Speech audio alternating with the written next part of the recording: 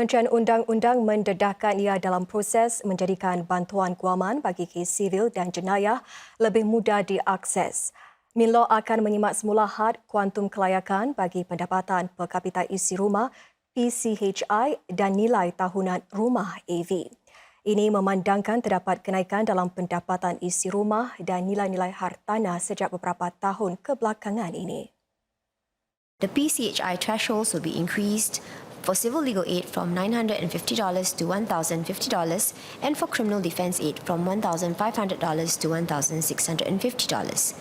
The AV threshold for both types of aid will also be increased from $13,000 to $21,000 in line with MOF's revision of the AV threshold for social assistance schemes.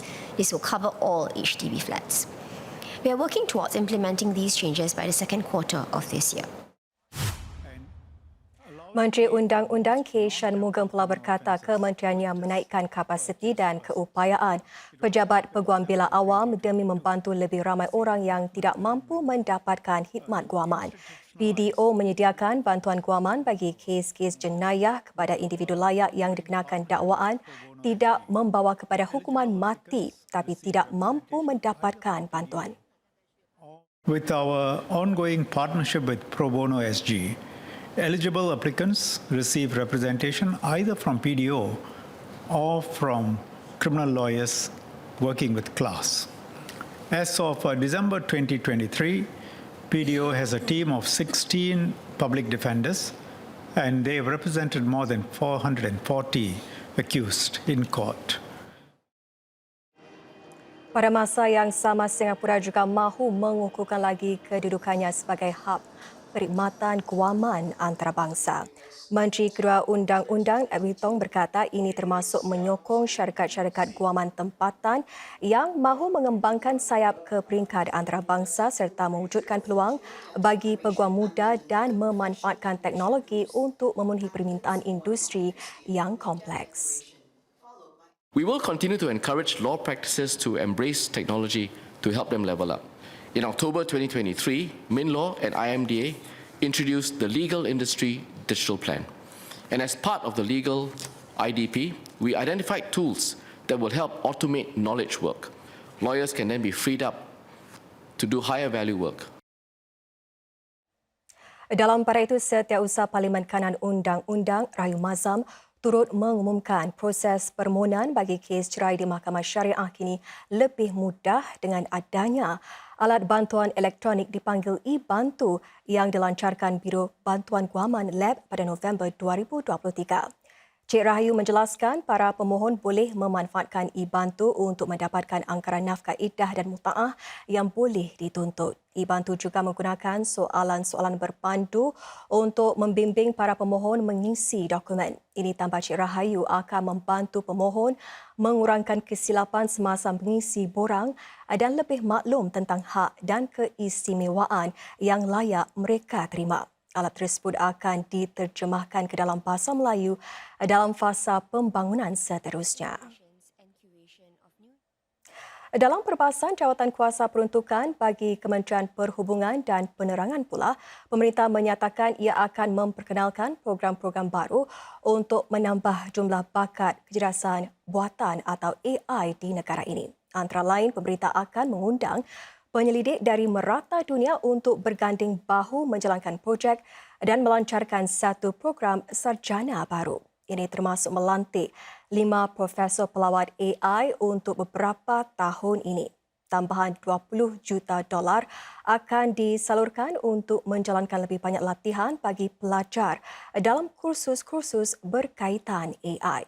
Dan selama 5 tahun mendatang, Singapura berhasrat meningkatkan jumlah bakat AI kepada sekitar 15,000 orang. As with previous waves of technology proliferation, workers worry about being replaced.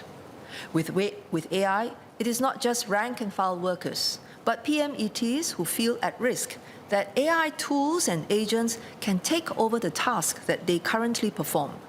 These include knowledge-based tasks like research, coding, and writing.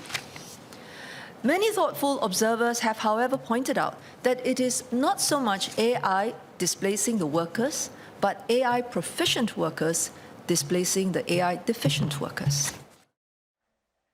Sehingga $500 juta akan dilaburkan bagi hardware pengkomputeran prestasi tinggi untuk menyokong inovasi AI. Ini merupakan satu daripada pelbagai langkah yang diumumkan pemerintah hari ini bagi membantu syarikat tempatan meraih manfaat daripada AI. Be investing up to $500 million to ensure that Singapore can have sufficient high-performance compute to support our ambitions in AI innovation and capacity building. We envisage that these resources will support use cases across sectors such as financial services, healthcare, transport and logistics. Singapura memperuntukkan $52 juta untuk menyokong kajian dan pengembangan dalam teknologi rendah karbon seperti hidrogen.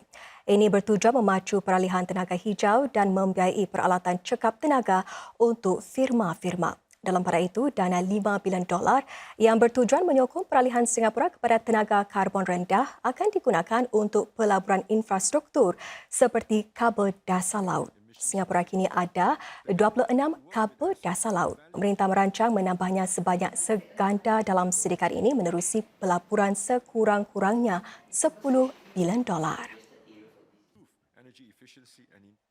Pemerintah akan menyuntik lebih $300 juta untuk merangsang sektor pelancongan di sini. Antara usaha termasuk mencipta produk dan pengalaman baru, memperbarui tawaran sedia ada dan meningkatkan kemahiran para pekerja. Demikian diumumkan Menteri Negara Perdagangan dan Perusahaan MTI Alvin Tan di Parlimen siang tadi. Lebih 100 perniagaan setempat meraih manfaat daripada dana pembangunan pelancongan. Dan MTI merancang untuk mencipta pelbagai pengalaman unik demi menarik lebih ramai pengunjung ke sini. Misalnya Singapore Oceanarium yang 3 kali lebih besar berbanding saiz si akuarium sekarang akan dibuka tahun depan. Pelbagai acara perniagaan dan gaya hidup juga dijangka akan diadakan di Marina Bay Sands yang diperbarui mulai 2028. Bermula tahun 2027, para pelajar GCEO dan N akan menduduki peperiksaan sijil pendidikan menengah SEC pada tempoh yang sama. Peperiksaan Bahasa Ibunda pula akan diadakan sekali sahaja setiap tahun iaitu pada bulan September bersama-sama peperiksaan Bahasa Inggeris. Mengumumkan demikian semasa perbahasan jawatan kuasa peruntukan kementeriannya, Menteri Pendidikan Chan Chun Sing berkata penyesuaian pada jadual peperiksaan ini sejajar dengan pelaksanaan skim pengumpulan berdasarkan subjek secara penuh SPB. Bagi peperiksaan Bahasa Inggeris dan Bahasa Ibunda yang akan diadakan pada bulan September bagi semua tahap subjek iaitu G1, G2 dan G3. Sebelum ini, peperiksaan Bahasa Ibunda diadakan 2 kali setahun buat para pelajar peringkat O, iaitu sekali pada bulan Mei dan kali kedua yang tidak wajib pada bulan November. Langkah mengadakan hanya 1 peperiksaan saja bagi Bahasa Ibunda dibuat setelah mengambil kira prestasi lebih baik dicatat para pelajar. Ini juga bermakna para guru ada tambahan 4 bulan untuk menyiapkan pelajar bagi peperiksaan Bahasa Ibunda. Peperiksaan mata pelajaran lain pula akan berlangsung pada bulan Oktober dan keputusannya akan dikeluarkan pada bulan Januari. Dalam pada itu, Menteri Kedua Pendidikan Dr. Muhammad Maliki Osman berkata keputusan tidak lagi menyertakan bahagian peribahasa daripada peperiksaan Bahasa Melayu GCEO mulai tahun ini, sebenarnya mengambil kira bagaimana kanak-kanak sekarang menghadapi kesukaran mempelajari Bahasa Melayu apatah lagi memahami kerumitan peribahasa.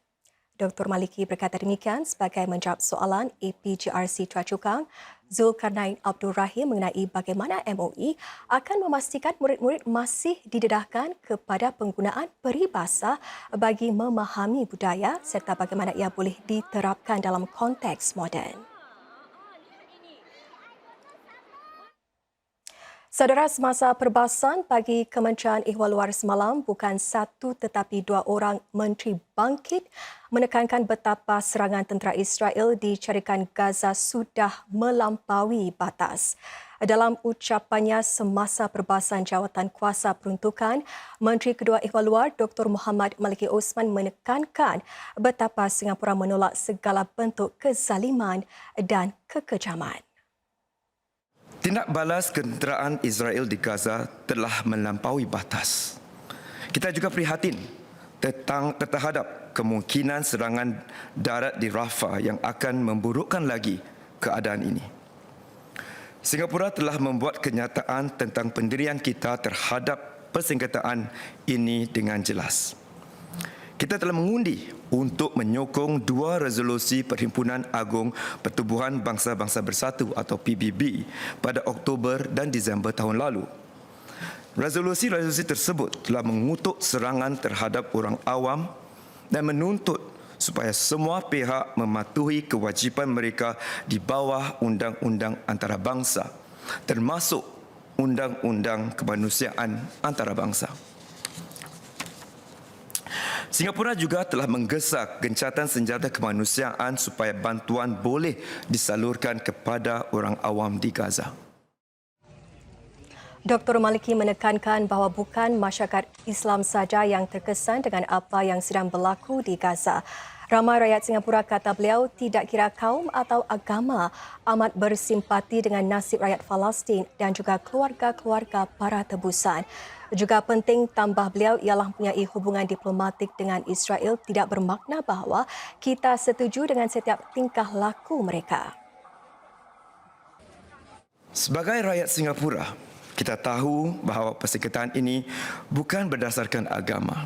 Ia adalah persengketaan berdasarkan pertikaian tanah wilayah yang telah berterusan selama beberapa dekad.